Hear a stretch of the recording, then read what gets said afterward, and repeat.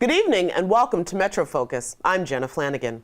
An Arctic chill is settling over the metropolitan area, but it was already ice cold in Washington before the week even began. The polar vortex and its frigid air are to blame for the cold here in the city. The vortex surrounds the North Pole and sometimes can break down, sending a bitter blast of winter our way. Some areas of our country, like the windy city of Chicago, have already experienced the coldest temperatures in a generation. Here in Manhattan, we may be feeling low temps on Thursday and Friday that plunge into the teens. Down in D.C., it's been frosty for weeks, both inside and outside of Capitol Hill, as the shutdown raged and the game of brinksmanship between President Trump and Speaker Pelosi came to an end, with the Speaker appearing to be victorious. Tonight, Wednesday, was supposed to be the day after the president delivered his second State of the Union address. Instead, he will head to Capitol Hill this coming Tuesday after House Speaker Pelosi refused to host the president in the congressional chamber while the government was shut down, which is her right as Speaker. The lead up to the big speech Tuesday has certainly been chilly, and like the weather, anything but ordinary. In fact, our first guest tonight calls it absolutely unprecedented.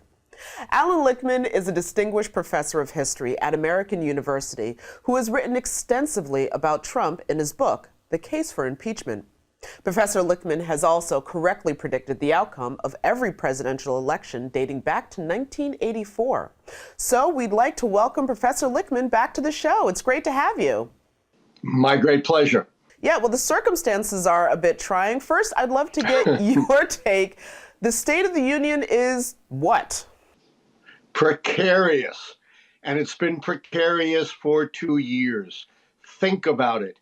Can you imagine a president, maybe Nixon, but it's even worse, who now is seriously implicated in two major felonies involving campaign finance violations, which are not technical. The campaign finance laws are designed to prevent the corruption of our political system, and a president who is credibly suspected of conspiring with a hostile foreign power, the Russians, to destroy our democracy and rig an election, and a president who has surrounded himself with convicted felons. Look, if I had written this as a novel instead of my book, The Case for Impeachment, every publishing house in America would have said, forget it, reject it. But as Mark Twain once said, the reason truth is stranger than fiction is fiction has to kind of conform to expectations. Truth doesn't. It could take bizarre twists like we've seen the last 2 years here in the nation's capital. Well, given everything that the White House and President Trump is dealing with, as you just laid out, and of course, the back and forth that we saw between the president and Speaker Pelosi and House Democrats going into this speech, what kind of a reaction or reception do you think that the commander-in-chief will get when he walks into the House chamber? Chilly, very chilly, just like the weather, but it's not going to bother him. You have to understand, Trump, as I pointed out, throughout his whole career in my book, The Case for Impeachment, is a man with no compassion who cannot be shamed. He will walk into that chamber and tell us the union has never been stronger. There's been no president who has done as much as he has, and he has indeed made our nation great again. Speaking of what we can expect from the speech, we saw a lot of the president making his case for his border wall in the lead up to what would have been the State of the Union. And so I'm wondering if some of that same, not even precarious, but almost sort of onerous, ominous warnings that he was given to the nation, can we expect some of that in his State of the Union? Will this be another case for his border wall? Or will this be the usual cheerleading session that a State of the Union has tended to be? I think you'll get both. I think you'll get a cheerleading, mainly cheerleading for Trump, and you will also get, again, the repetition of the case for the border wall with all of the lies that he keeps repeating about it, that no matter how much they're debunked, it doesn't matter to him. And indeed, who just debunked the case for the border wall? His own intelligence community just this week talked about the real threats to America from Russia, from Iran, from North Korea. And guess what did not make it on the list of threats, much less a national emergency? The southern border. And of course, Trump, who can't bear contradiction, has been attacking his own intelligence establishment. It's just astounding. And they also talked about global warming, which of course Trump said, this cold weather debunks it all, again, contrary to the findings of every scientist. What kind of a reception do you think we'll see when he gives his State of the Union? Do we see the entire Republican side of the House stand up, or do we see some people sitting and clapping? I think for the most part, you'll see the Republicans regressing back to the mean and standing up and cheering. And they kind of have to do that. They can't denigrate in that way their own president, even though you're absolutely right, there are cracks. One of the Lichtman rules of politics is that for incumbents, the fundamental rule of politics is that you must get reelected. And right now they think Trump is an impediment, and that's why you're seeing cracks both on the border wall and on Trump's foreign policy.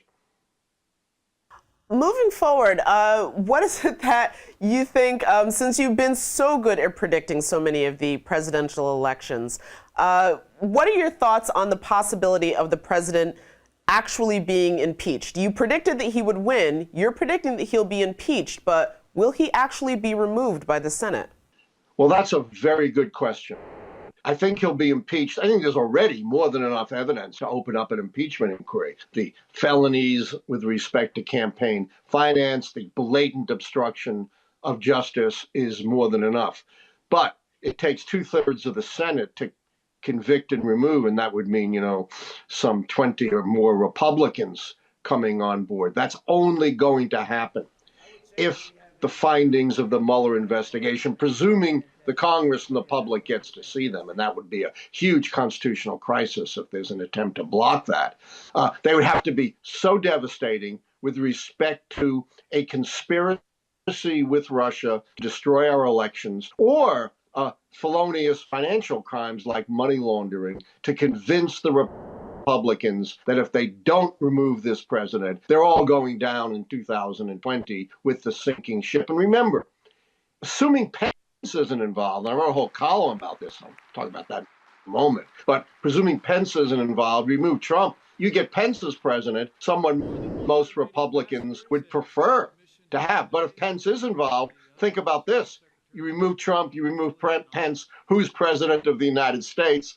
None other than Nancy Pelosi. That would be the ultimate irony in all of American history. That would be, but I do want to get a little bit of American history trivia from you before I let you go, and that is, when did this State of the Union become this big spectacle that it is today? Well, there's nothing in the Constitution that says you have to deliver the State of the Union as a speech. You just have to inform the Congress. And like so much else, the idea of an address was started by George Washington. And then, like so much in American history, it was stopped by Thomas Jefferson, who thought it smacked too much of imperialism and monarchy. It was started again by Woodrow Wilson in 1913, and the tradition of an address has largely, but not entirely, been followed in a number of instances by Harry Truman, Jimmy Carter, Richard Nixon. The State of the Union has also been delivered in writing. And once in 1986, after the Challenger tragedy, it was postponed. But even the term State of the Union did not become kind of the official descriptor until after World War II. All right, well, listen, Professor Lichtman, I want to thank you so much for joining us and giving us all your insight into what we should be able to expect from this year's State of the Union. And I think we'd love to have you back, particularly after we get a full herd of Democrats running for president. I'd love to get your take on that. You know where to find me. All right, thank you so much. Take care. Bye-bye. Bye-bye.